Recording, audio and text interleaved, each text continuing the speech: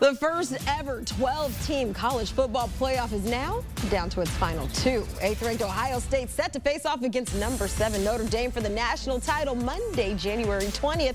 The top two teams in the FBS in scoring defense this season, seeking both their 9th national titles in the AP poll era.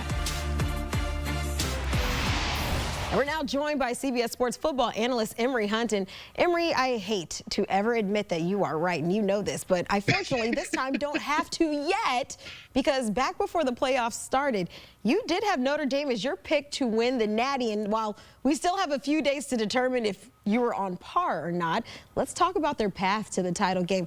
What about their playoff run has maybe surprised you compared to maybe what you expected to see?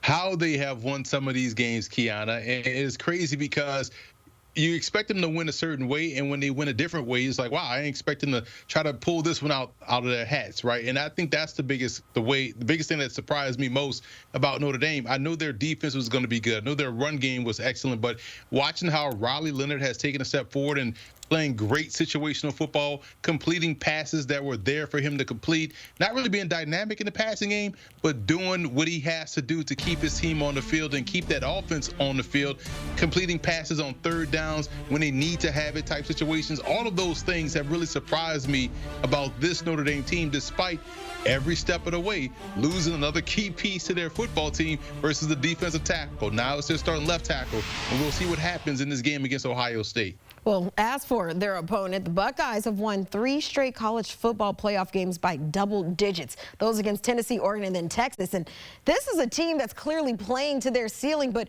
what did their stretch of playoff games, including last week's win against Texas, and a more competitive atmosphere, maybe do to prepare them for the title game?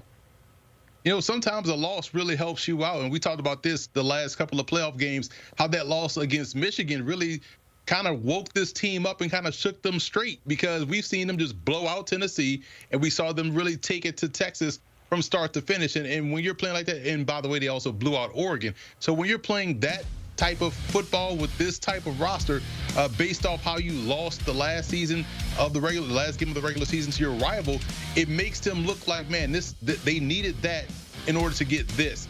And there's this book that I love that I've read before. It's called What Got You Here Won't Get You There. And that's the type of situation where we've seen Ohio State do well up to that point versus Michigan, but they had to do something extra to get where they are now, the national title game, and they've done that. They've been outstanding on offense. The defense looks amazing within the front 7. Their secondary has played better. So I think the loss to Michigan really set this team back on the right track, and they look unbeatable. Yeah, maybe we need to look into that book, because, I mean, we already saw A.J. Brown's book on the sideline skyrocket. Maybe that one can too. But, Emory, it's no doubt that all eyes, they're going to be on Will Howard. They're going to be on Riley Leonard come Monday. But there are plenty of intriguing matchups to zero in on. But which one's going to have your attention on Monday? The Notre Dame passing game versus Ohio State secondary. And I think that's the biggest key for Notre Dame. We know they want to come in and run the football, and we know they want to do what they have to do in that regard to have some success. But just assume that Ohio State knows that as well, right? So they're going to take their run game away and try to force Riley Leonard to beat them consistently in the air. And if he can do that, it's going to make this a very intriguing game and a very interesting game. We don't know much about Notre Dame's passing game because they don't really have to throw the football. They've been able to bully guys up front consistently. And so if they are in a situation where they can make this game Riley Leonard versus Will Howard, Ohio State's they like their chances in that regard.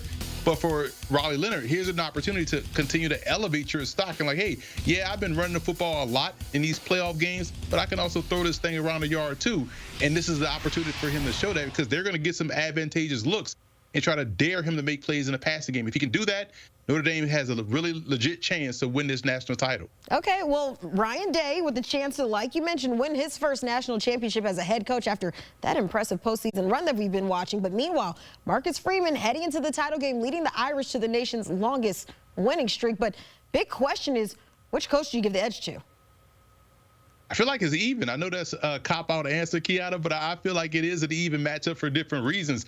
For Ryan Day, it's hey, they doubted me. They wanted to get me out of here, and he was able to get this team motivated and locked in for these 3 playoff games that we've seen so far.